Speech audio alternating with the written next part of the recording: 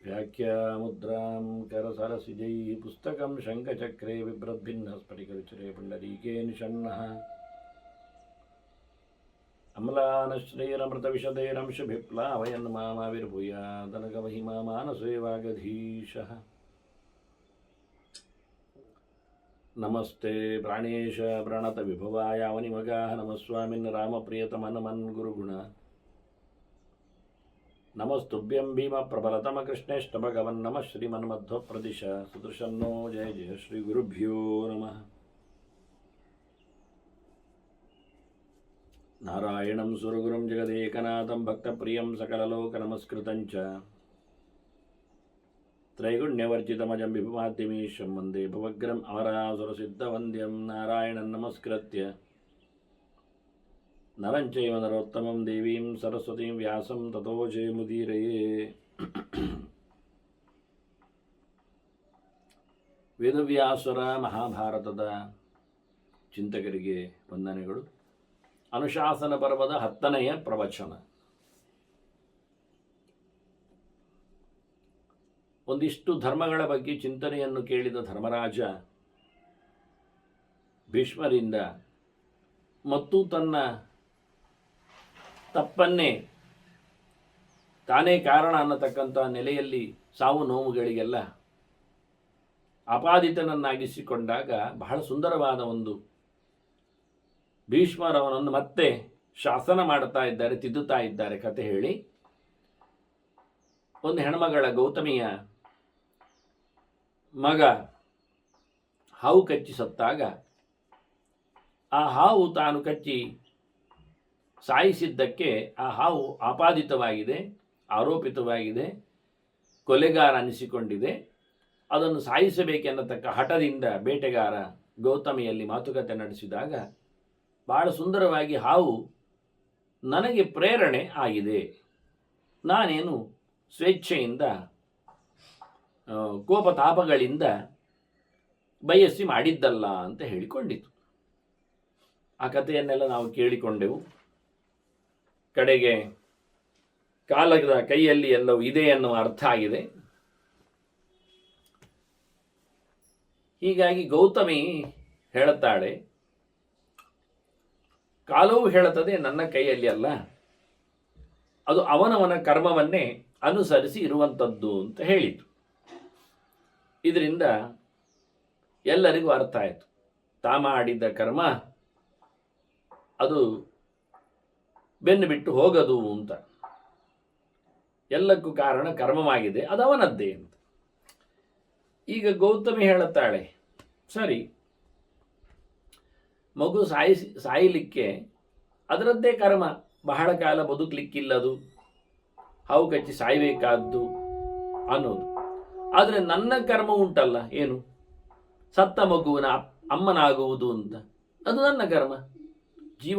ಜೀವವುಳ್ಳ ಮಕ್ಕಳನ್ನು ಪಡೆಯುವ ಭಾಗ್ಯ ನನ್ನಲ್ಲಿ ಇಲ್ಲ ಎನ್ನುವುದು ನನ್ನ ಕರ್ಮಕ್ಕೆ ಬಂದಿದೆ ಅಂತೇಳಿ ಅವಳು ಮೊದಲಿಂದಲೂ ಕೂಲಾಗಿ ಹಾವನ್ನು ಕೊಲ್ಲಬೇಡ ಅಂತ ಹೇಳಿದವಳು. ಹಾವು ಸತ್ತರೆ ನನ್ನ ಮಗನೇನು ಬದುಕ್ತಾನೋ ಅಂತ. ಆದರೆ ಹಠವಾರಿ ಬೇಟೆಗಾರ ಉಳಿದವರಾದರೂ ಬದುಕಿಕೊಂಡಾರಲ್ಲ ಈ ಹಾವಿನಿಂದ ಅಂತ. ಆದರೂ ನನಗೇನು ಲಾಭ ಆಯಿತು ಅಂದ್ಲಾಗಿ ಮತ್ತೆ ಕೇಳುತ್ತಾ ಇದ್ದವಳು ಅವಳು ಹೇಳುತ್ತಾಳೆ, ಮಯಾ ಚ ತತ್ಕೃತಂಕರ್ಮ ಏನಾಯಮ್ಮೆ ಮೃತಃ ಸುತಃ. ನನ್ನದು ಅದೇ ಪ್ರಾರಬ್ಧ, ನನ್ನದು ಅದೇ ಕರ್ಮ. ಯಾವುದು? ಸತ್ತ ಮಗನುಳ್ಳ ಭಾಗ್ಯ ನನ್ನದು ಆಗಿದೆ, ಅದು ನಾನು ಮಾಡಿದ ಕರ್ಮ. ಹಾಗಾಗಿ ಒಬ್ಬನ ಕರ್ಮದಲ್ಲಿ ಮಾತ್ರವೇ ನಿಂತದ್ದಿಲ್ಲ, ಅದು ಇಂಟರ್ಲಿಂಕ್ಡ್. ಈಗ ಕೇಳಲಿಕ್ಕೆ ಹೋದರೆ ಗಮ್ಮತ್ತಂದರೆ, ಮಗು ಸಾಯಲಿಕ್ಕೆ ಅದರದ್ದು ಕರ್ಮ ಕಾರಣ ಅಂದಾಗ ಆ ಮಗುವನ್ನು ನೋಡಿಕೊಳ್ಳುವ ಭಾಗ್ಯ, ಬದುಕಿ ಇದ್ದು ಅದನ್ನು ಪ್ರೀತಿಸುವ ಯೋಗ್ಯತೆ ಅದರ ತಂದೆ ತಾಯಿಗಳಿಗಿಲ್ಲಲ್ಲ. ಅದು ಇದ್ದಲ್ಲಿ ಇದು ಸಾಯಲಿಕ್ಕೆ ಆಗುವುದಿಲ್ಲಲ್ಲ. ಅದನ್ನು ಏಕಪ್ರಕಾರ ಕರ್ಮಗಳು ಇಬ್ಬರದ್ದು ಮೂವರದ್ದೆಲ್ಲ ಸೇರಬೇಕು. ಏನು ವಿಚಿತ್ರ ನೋಡಿ. ನನಗೆ ತುಂಬ ಆಶ್ಚರ್ಯ ಆಗುವುದು ಈ ಕರ್ಮತಂತ್ರದ ಚಿಂತನೆ ಅಂದಾಗ. ಈ ಫ್ಲೈಟ್ ಆಕ್ಸಿಡೆಂಟ್, ರೈಲು ಆಕ್ಸಿಡೆಂಟ್ ಎಲ್ಲ ಆದಾಗ ಬಹಳ ದೊಡ್ಡ ಮಟ್ಟಿನಲ್ಲಿ ವಿಮಾನ ಇಡೀ ಹಾರ್ತದೆ, ಅದು ಎಲ್ಲಿಯೋ ಹೊಡಿತದೆ, ನೂರಾರು ಪ್ರಯಾಣಿಕರು ಸುಟ್ಟು ಭಸ್ಮ ಆಗ್ತಾರೆ. ಆಗ ಎಲ್ಲರ ಕರ್ಮವು ಏಕಪ್ರಕಾರದಲ್ಲಿ ಒಂದೇ ಕಡೆ, ಅಂದರೆ ಪ್ರತಿಯೊಬ್ಬರೂ ವಿಮಾನ ಕ್ರ್ಯಾಶಲ್ಲೇ ಸಾಯ್ಬೇಕೆನ್ನತಕ್ಕ ಕರ್ಮ, ಒಂದೇ ಕ್ಷಣದಲ್ಲಿ, ಒಂದೇ ಮೊಮೆಂಟಲ್ಲಿ, ಒಂದೇ ದಿನದಲ್ಲಿ ಸಾಯ್ಬೇಕೆನ್ನತಕ್ಕ ರೀತಿ. ಅವರೊಬ್ಬೊಬ್ಬರು ಹುಟ್ಟಿದ್ದು ಎಷ್ಟು ವರ್ಷ ಆಗಿರ್ತದೆ, ಅದರಿಂದ ಒಂದೇ ವಯಸ್ಸಿನಲ್ಲಿ ಏನಲ್ಲ, ಅದರ ಒಂದೇ ಸಮಯದಲ್ಲಿ, ಒಂದೇ ದೇಶದಲ್ಲಿ, ಇಲ್ಲೇ ಎಲ್ಲರೂ ಸಾಯುವಂಥ ಕ್ರಮ. ಅದು ಸಿಬ್ಬಂದಿಗಳು, ಜೊತೆಯಲ್ಲಿ ಪೈಲಟ್ಗಳು, ಇವರೆಲ್ಲ ಇದ್ದುಕೊಂಡಾಗ ಅವರದ್ದು ಅಚಾನಕವಾಗಿ ಅಂದೇ ಕೆಲವರ ಆಬ್ಸೆಂಟ್ಗಳು ನೋಡಿ ವಿಶಿಷ್ಟ. ಅಂದರೆ ಕರ್ಮ ಎಷ್ಟು ಗಮ್ಮತ್ತಾಗತ್ತೆ. ಇವತ್ತು ಬರಬೇಕಿತ್ತವ ಬರಲಿಲ್ಲ ಅಂತಾರೆ, ಅವ್ರು ಹೊರಡಬೇಕಿತ್ತು ಹೊರಡಲಿಲ್ಲ ಅಂತಾರೆ, ಮಿಸ್ ಆಯಿತು ಅಂತಾರೆ. ಅದು ಏಕಪ್ರಕಾರದಲ್ಲಿ ಸುಟ್ಟೋಗುವ ಕೆಲಸ, ಬರ್ನಿಂಗ್. ಅಂದರೆ ಸಾವು ನೋವುಗಳು, ಸಂಕಟಗಳು ನೀರಿಗೆ ಬಿದ್ದೋ, ವರ್ಷ ಆಗಿಯೋ, ಇನ್ಯಾವುದೋ ರೀತಿಯಲ್ಲಿ ಅಲ್ಲ, ಏಕಪ್ರಕಾರ ಒಬ್ಬರದ್ದು ಒಂದೇ ರೀತಿಯಾದಂತಹ ಕ್ರ್ಯಾಶಲ್ಲಿ ಆಗತಕ್ಕ ಬೆಂಕಿಯಲ್ಲಿ ಅದು ಹೊರಗೆ ಬರಲಾರದೆ ಸಂಕಟಪಟ್ಟು ಭಯಾನಕವಾದಂತಹ ಸಾವುಗಳು ಅಂದಾಗ ಆ ಕರ್ಮ ಎಷ್ಟು ಜೋರಿರ್ತದೆ. ಆ ತಯಾರು ಮಾಡಿದ ಕಂಪನಿಯ ವ್ಯವಸ್ಥೆ, ಅದಕ್ಕೆ ಸಂಬಂಧಪಟ್ಟಂತಹ ಕಾರ್ಖಾನೆಗಳು, ಇವೆಲ್ಲವನ್ನೂ ನೋಡಿಕೊಂಡು ಅದರ ಮೇಲೆ ಇನ್ನೆಷ್ಟೋ ಲೋನ್ ಇರ್ತದೆ, ಇನ್ನೆಷ್ಟು ಅದಕ್ಕೆ ಹಾಕಿರತಕ್ಕ ದುಡ್ಡಿನ ವ್ಯವಸ್ಥೆ ಇರ್ತದೆ.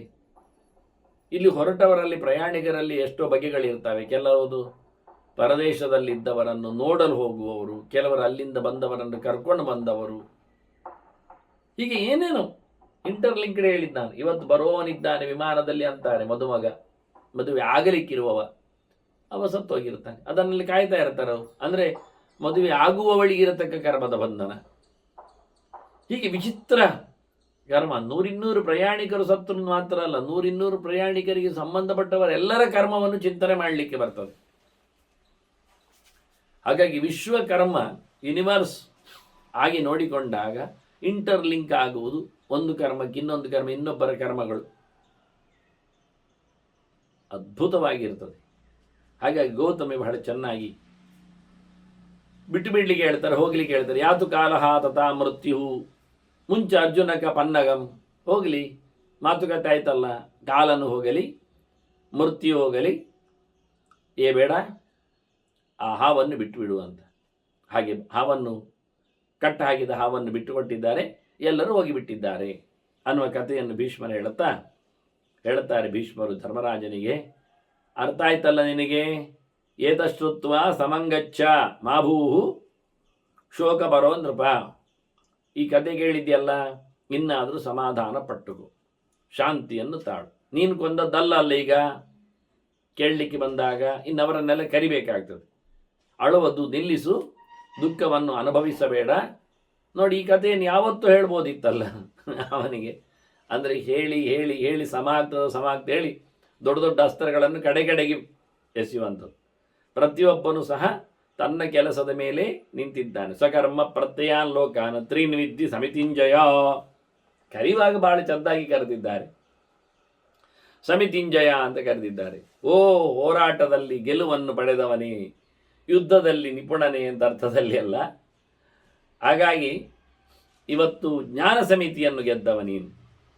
ಹಾಗಾಗಿ ಎಲ್ಲ ಲೋಕವು, 3 ಲೋಕವು, ಮೇಲಿನ ಕೆಳಗಿನ ನಡುವಿನ, ಮರ್ತ್ಯಲೋಕ, ಆನಂತರ ದೇವಲೋಕ, ಮತ್ತೆ ನರಕ ಪಾಪಿಗಳ ಲೋಕ, ಪುಣ್ಯಾತ್ಮರ ಲೋಕ, ಪಾಪಿಗಳ ಲೋಕ, ನಡುವಿನವರ ಲೋಕ, ಒಳ್ಳೆಯವರ ಕೆಟ್ಟವರ ನಡುವಿನವರ, ಸಾತ್ವಿಕರ ರಾಜಸರ ತಾಮಸರ, ದೇವ ದಾನವ ಮಾನವರ, ಎಲ್ಲರ ಲೋಕಗಳು ಎಲ್ಲ ಕಡೆಯೂ ಸಹ ಇದೇ ಪ್ರಕಾರವಾಗಿ ಅವರವರ ಕರ್ಮದಲ್ಲಿ. ಯಾಕೆ ಕೆಲವರು ಪುಣ್ಯಾತ್ಮನನ್ನಿಸ್ತಾರೆ, ಸ್ವರ್ಗದೆಡೆಗೆ ಹೋಗ್ತಾರೆ, ಸದ್ಗತಿಯನ್ನು ಪಡಿತಾರೆ, ಉತ್ತಮ ಲೋಕಗಳನ್ನು ಪಡಿತಾರೆ. ಯಾಕೆ ಕೆಲವರು ಕೆಟ್ಟ ಲೋಕಕ್ಕೆ ಹೋಗ್ತಾರೆ, ಪಾಪಿಗಳಾಗ್ತಾರೆ, ನರಕವನ್ನು ಅನುಭವಿಸ್ತಾರೆ, ದುಃಖದಲ್ಲಿ ಬೀಳುತ್ತಾರೆ.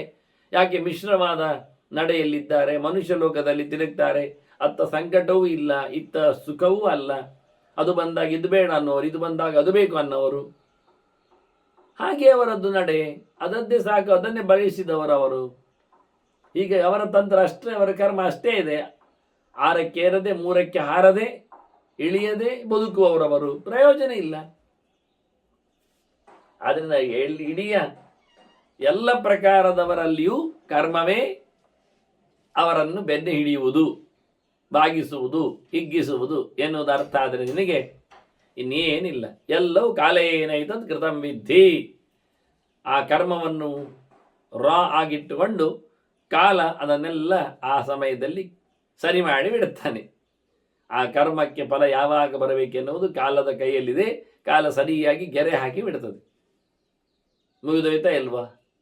ಬಹಳ ಚೆನ್ನಾಗಿ ಹೀಗೆ ಕಾಲ ಮಾಡುವ ನೆಲೆಯಲ್ಲಿ ನೋಡಿಕೊಂಡಾಗ ಇನ್ನು ನಾನು ಮಾಡಿದೆ, ನೀನು ಮಾಡಿದೆ, ದುರ್ಯೋಧನ ಅವ ಹೇಳಿಕೊಂಡ. ದುರ್ಯೋಧನ ನೋಡಿ ಈಗ ಇಲ್ಲ, ಸತ್ತು ಹೋಗಿದ್ದಾನೆ, ಬಹಳ ಚೆನ್ನಾಗಿ ಆಗ್ತದೆ. ಅವನು ಭೀಷ್ಮರು ಬಿದ್ದದ್ದು ನೋಡ್ಲಿಲ್ವವ? ನೋಡಿದ್ದಾನೆ. ಭೀಷ್ಮರ ಕರೆದು ಹೇಳಿದ್ದಾರೆ. ಭಯಾನಕವಾದ ಭೀಷ್ಮರ ಪರಿಸ್ಥಿತಿಯನ್ನು ದುರ್ಯೋಧನ ಕಂಡಿದ್ದಾನೆ. ಅವರಿಗೆ ಬಾಯಾರಿಕೆ ಅಂತ ತರಲಿಕ್ಕೆಲ್ಲ ಓಡ್ಲಿಲ್ವವ? ತಲೆಗಿಂಬು ತರಲಿಕ್ಕೆ ನಿಲ್ಲಿಲ್ವವ? ಅಂದರೆ ಮತ್ತು ನಿಲ್ಲುವುದನ್ನು ನೋಡುವುದನ್ನು ಅವನು ತಪ್ಪಿಸಿಕೊಂಡ ಅಂತೇಳಿ ಧರ್ಮರಾಜ ಭಾರಿ ಖುಷಿ. ಸತ್ತೋದವನೇ ಒಳ್ಳೆಯದು ಅಂತ ಹೇಳಿದ್ದ. ಪ್ರಯೋಜನ ಏನಾಯಿತು? ಭೀಷ್ಮರು ಸಾಯಲಿಕ್ಕೆ ಸೇನಾಪತಿಯನ್ನಾಗಿಸಿಕೊಂಡು ಮುಂಚೂಣಿಯಲ್ಲಿ ಬಿಟ್ಟು ಅವನ ಪರವಾಗಿ ಹೋರಾಡಿಸಿ ಅದರ ಮೇಲೆ ಭಯಾನಕವಾದಂತಹ ನೋವು ಸಂಕಟ ಆಗಬೇಕಾದ ದುರ್ಯೋಧನನಿಗೆ. ಅವನು ಮತ್ತೆ 8 ದಿನ ಇದ್ನಲ್ಲ ನೋಡ್ತಾ ಇದ್ದನು. ತನ್ನ ತಮ್ಮನನ್ನೇ ಕೈಕಾಲು ತುಂಡಾಗಿ ಬೀಳುವುದನ್ನು ಕಂಡಿದ್ದಾನವ. ಸಮಾಧಾನಕ್ಕೆ, ಶಾಂತಿಗೆ, ಸಂಧಾನಕ್ಕೆ ಹೋದ್ನ. ಅದನ್ನ ಧರ್ಮರಾಜ ಹೇಳಿದ ಹಾಗೆ ಯಾರು ಕಾರಣ ಅಲ್ಲ ಅಂತ ಭೀಷ್ಮರು ಹೇಳ್ತಾರೆ. ಕಾರಣ ಅವರವರ ಕರ್ಮ. ಹಾಗೆ ಸಾಯಬೇಕು ಅಂತ, ಇಲ್ಲಿ ಸಾಯಬೇಕು ಅಂತ, ಹೀಗೆ ಸಾಯಬೇಕು ಅಂತ ಆಗಿದೆ. ಅವರು ಮಾಡಿಕೊಂಡು ಬಂದಿದ್ದಾರೆ, ಹೋಗಿತ್ತು. ನಾನು ಸೇನಾಪತಿಯಾಗಿ ನಿಂತೆ, ಹೋರಾಡಲಿಕ್ಕೆ ಹೋದೆ, ದಿನಕ್ಕೆ 16,000 ಜನರನ್ನು ಉಳುರುಳಿಸಿದೆ. ಅದರ ಪನಿಷ್ಮೆಂಟ್, ಪ್ರಾಯಶ್ಚಿತ ಹಾಗೆ ನನಗೆ ಸಾಯಲಿಕ್ಕೆ ಈಗ ಉಂಟು. ಹೀಗೆ ಆಯ್ತಲ್ಲ, ಇದು ನನ್ನ ಕರ್ಮ. ಅವರವರ ಕರ್ಮ ಅವರವರನ್ನು ಬಿಡುವುದಿಲ್ಲ. ಹಾಗಾಗಿ ನೀನೇನು ಅಲ್ಲ, ನಿನಗೆ ಅರ್ಥ ಆಗಿರಬೇಕು ಅಂದ. ಹೌದು ಅಂದ ಧರ್ಮರಾಜ. ಸಮಾಧ ಈಗ. ಇನ್ನು ಮುಂದೆ ಧರ್ಮರಾಜ ನಾನು ಮಾಡಿದೆ, ನನ್ನಿಂದ ಆಯಿತು ಅಂತ ಹೇಳುವುದಿಲ್ಲ. ಅವರವರ ಕರ್ಮಕ್ಕನುಗುಣವಾಗಿ ಅವರವರು ಎಲ್ಲವನ್ನು ಅನುಭವಿಸಲೇಬೇಕು. ನಿನ್ನ ಕರ್ಮ, ನಿನ್ನ ಅಜ್ಜನನ್ನು ಈ ರೀತಿಯಾಗಿ ನೋಡಿ ಕೇಳಿ ಅವರ ಹತ್ರ ತಿಳ್ಕೊಳ್ಳುವುದು ನಿನ್ನ ಕರ್ಮ ಆಗಿದೆ, ಸರಿ ಆಯಿತು. ಹೀಗಾಗಿ ಯಾವುದನ್ನು ಹಚ್ಚಿಕೊಳ್ಳದೆ ಅವರವರ ಕರ್ಮವೇ ಅವರವರ ಯೋಗ್ಯತೆ ಅಂತ ಆಗುವಂಥದ್ದು. ಅದಕ್ಕನುಗುಣವಾಗಿ ಕಾಲನ ಕೆಲಸವನ್ನು ಚಿಂತನೆಯಲ್ಲಿ ತರ್ತಾ ಮತ್ತೆ ಧರ್ಮರಾಜ ಪ್ರಶ್ನೆ ಕೇಳುತ್ತಾನೆ. ಬೇರೆ ಪ್ರಶ್ನೆ ಅವನದ್ದೀಗ. ಅವ ಹೇಳಿದ, ನಾವು ಮನೆಯಲ್ಲಿ ಇದ್ದುಕೊಂಡೆ ಅಂದರೆ ಗೃಹಸ್ಥರಾಗಿಯೇ ಪ್ರವೃತ್ತಿ ಧರ್ಮವನ್ನು ಬೆಳಗಿಸುತ್ತಾನೆ ಸಾವನ್ನು ಗೆಲ್ಲಿಕ್ಕೆ ಆಗ್ತದ? ಅಂಥವರಿದ್ದಾರ ಯಾರಾದರೂ? ಕೇನ ಮೃತ್ಯು ಗೃಹಸ್ಥೇನ ಧರ್ಮಂ ಆಶ್ರಿತ್ಯ ನಿರ್ಜಿತ. ಅವರ ಧರ್ಮವನ್ನು ಮಾಡಿಕೊಂಡೆ, ಪ್ರವೃತ್ತಿ ಧರ್ಮವನ್ನು ಇಟ್ಟುಕೊಂಡೆ. ನಿವೃತ್ತಿ ಧರ್ಮದಲ್ಲಿ ಅಲ್ಲ, ಕಾಡಿಗೆ ಹೋಗುವುದು, ಸನ್ಯಾಸಿ ಆಗುವುದು, ಎಲ್ಲವನ್ನು ಬಿಟ್ಟಿರುವುದು ಅಂಥದ್ದಲ್ಲ. ಹಾಗೆ ಹೇಳಿದರೆ ಮತ್ತೆ ಪಲಾಯನವಾದ ಆಗ್ತದೆ. ಅವರವರಿಗೆ ಸಂಬಂಧಪಟ್ಟದ್ದವರ ಧರ್ಮ ಮಾಡಬೇಕಲ್ಲ. ಆದ್ರಿಂದ ನಾನು ಹೇಳುವುದು, ಗೃಹಸ್ಥನಾಗಿದ್ದುಕೊಂಡೇ ಯಾರಾದರೂ ಮೃತ್ಯುವನ್ನು ಗೆಲ್ಲುವಂತೆ, ಸಾವನ್ನು ದೂರಗೊಳಿಸುವಂತೆ ಆ ನಮೂನೆಯ ಪ್ರತಾಪ ಅವರಿಗೆ ಧರ್ಮದಲ್ಲಿದ್ದವರಿದ್ದಾರಾ? ಯಾರಿಂದಲಾದರೂ ಅಂತ ಕೇಳ್ತಾನೆ. ಹೀಗೆ ಪರ್ಟಿಕ್ಯುಲರ್ಲಿ ವ್ಯಕ್ತಿಯನ್ನು ಗಮನಿಸುವುದು, ಗುರುತಿಸುವುದು, ಇತಿಹಾಸದಲ್ಲಿ ಕರೆಯಿಸುವುದು, ಇದೊಂದು ಧರ್ಮರಾಜನ ಒಂದು ಅದ್ಭುತವಾದಂತಹ ಒಂದು ಅವನ ಲೆಕ್ಕ, ಚಮತ್ಕಾರ ಕ್ರಿಯೆ.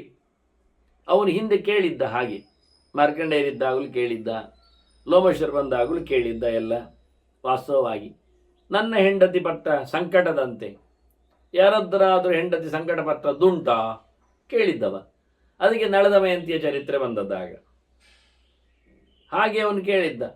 ರಾಜ್ಯವನ್ನೆಲ್ಲ ತೊರೆದು ಬಿಟ್ಟು ಕಾಡಾಡಿಯಾದದ್ದು ಯಾರಾದರೂ ನನ್ನ ಹಾಗೆ ಉಂಟಪ್ಪ. ರಾಮ ಕಾಡಿಗೆ ಹೋಗಲಿಲ್ಲ ಅಂತ ಶುರು ಮಾಡಿದ ರಾಮಾಯಣ. ಅಂದರೆ ಸಿಕ್ಕಿದ್ದು ಗಮ್ಮತ್ತಿಗೆ, ತನ್ನಷ್ಟಕ್ಕೆ ವಿಷಯ ಸಿಗ್ತದೆ. ಹಾಗೆ ಒಂದೊಂದರ ಬಗ್ಗೆ ಇಲ್ಲಿ ಪ್ರಶ್ನೆ ಮಾಡಿಕೊಂಡವ. ಯಾರಾದರೂ ಗೃಹಸ್ಥ ಧರ್ಮದಲ್ಲಿ ಮೆರೆದಾಡಿದವರಿದ್ದಾರಾ? ಪರಮೋಚ್ಚವಾದ ಧರ್ಮ ಯಾವುದು ಅಂತ ಮಾಡಿಕೊಂಡವರಿದ್ದಾರಂದಿಂದ ಕೇಳಲಿಲ್ವಾ? ಶಿಲೋಂಚ ವೃತ್ತಿಯಲ್ಲಿ ಧರ್ಮಾರಣ್ಯನ ಕತೆ ಕೇಳಲಿಲ್ಲವ? ಒಬ್ಬೊಬ್ಬ ಒಂದೊಂದು ವಿಷಯದಲ್ಲಿ ಇದ್ದಾರೆ ಅಂತ ಕತೆ ಶುರು ಮಾಡಿದೀವ. ಒಬ್ಬ ಅಗ್ನಿಯ ಮಗನ ಕತೆ ಉಂಟು ಅಂತ ಶುರು ಮಾಡ್ತಾನೆ. ಬಹಳ ಚಂದವಾಗಿ ಕಥೆಯನ್ನು ಭೀಷ್ಮರು ಹೇಳುತ್ತಾನೆ. ಮನುವಿನ ವಂಶದಲ್ಲಿ ಬಂದವ, ಮನುವಿನ ಮಗ ಇಕ್ಷ್ವಾಕು. ವಿವಸ್ವಾನ್ ಮನಮೇ ಪ್ರಾಹ ಮನು ಇಕ್ಷ್ವಾಕವೇ ಪ್ರವೀತ್ ಅಂತುಂಟಲ್ಲ. ಇವತ್ತು ಕಾಣುವವ ನಮಗೆ ವಿವಸ್ವಾನು ಸೂರ್ಯ. ಸೂರ್ಯನ ಮಗನೇ ವೈವಸ್ವತ ಮನು. ಸೂರ್ಯನ ಮಗ ಅಂತಲೇ ಸರ್, ವಿವಸ್ವಂತನ ಮಗ ವೈವಸ್ವತ ಮನು, ಶ್ರಾದ್ದ ದೇವ, ಸತ್ಯವ್ರತ. ಅದೇ ಮೀನು ಹಿಡಿದವ ಅಂದರೆ ಮತ್ಸ್ಯರೂಪದ ಭಗವಂತನಿಗೆ ವಿಶೇಷವಾದಂತಹ ಪೂಜೆ ಪುನಸ್ಕಾರ ಮಾಡಿ ಅವನಿಂದ ಸುರಕ್ಷಿತನಾದವ ಅವನು. ಸೂರ್ಯನು ನಮಗೊತ್ತು. ಕಶ್ಯಪರ ಮತ್ತು ಅದಿತಿಯ ಮಗನಾಗಿ, ಮೊದಲ ಮಗನಾಗಿ ಬಂದವ. ವಾಮನನ ಅಣ್ಣನಾಗಿ ಬಂದವನು ಅಂದರೆ ಇಂದ್ರನ ಅಣ್ಣನಾಗಿ ಮೊದಲು ಹುಟ್ಟಿ ಬಂದವ ಸೂರ್ಯ. ಕಶ್ಯಪನು ನಮಗೊತ್ತು, ಮರೀಚಿಯ ಮಗ. ಮರೀಚಿ ಚತುರ್ಮುಖನಿಂದ ಬಂದವ, ಚತುರ್ಮುಖ ನಾರಾಯಣನಿಂದ ಬಂದವ. ಹೀಗೆ ವಂಶಚರಿತೆಯನ್ನು ನೋಡಿಕೊಂಡು ಹೋದರೆ, ಚಿಂತನೆಗೆ ತಂದರೆ, ಆ ಮನುವಿನ ಮಗ ಇಕ್ಷ್ವಾಕುವಿನಿಗೆ 100 ಗಟ್ಟಲೆ ಮಕ್ಕಳು. ಅದರಲ್ಲಿ 10ನೆಯವ ದಶಾಶ್ವ ಅಂತ. ದಶಾಶ್ವನ ಮಗ ಅವನು ಮಾಹಿಷ್ಮತಿಯಲ್ಲಿ ರಾಜನಾದವ, ಮದಿರಾಶ್ವ ಅಂತ. ಮದಿರಾಶ್ವನ ಮಗನೇ ದ್ಯುತಿಮಾನ್. ಇವರೆಲ್ಲ ಭಾರಿ ಒಳ್ಳೆಯ ಧರ್ಮವನ್ನೆಲ್ಲ ಆಚರಣೆ ಮಾಡಿದವರು, ಹೆಸರುವಾಸಿಗಳು. ಸೂರ್ಯವಂಶದ ಅರಸರು ಅಂದರೆ ದೊಡ್ಡ ಸಂಗತಿಯೇ ಆ ಲೆಕ್ಕಾಚಾರದಲ್ಲಿ. ಅಲ್ಲಿಯೇ ಬಂದದ್ದಲ್ಲ ಮುಂದಕ್ಕೆ ರಾಮ ಎಲ್ಲ.